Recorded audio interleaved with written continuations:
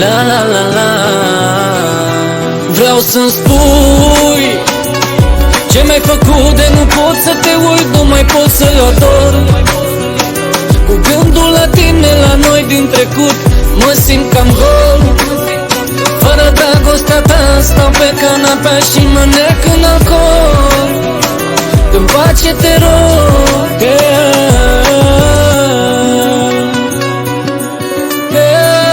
dă-mi pace, te rog.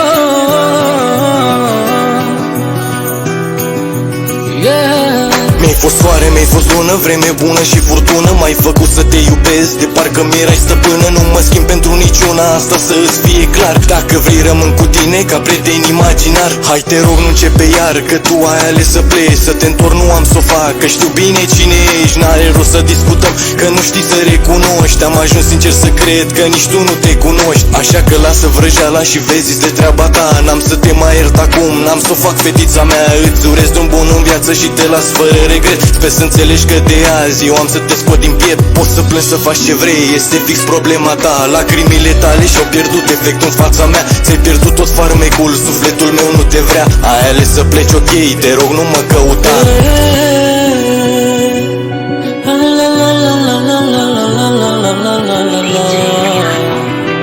La la la la. Vreau să-mi spui ce mi-ai făcut de nu pot să te uit, nu mai pot să ador.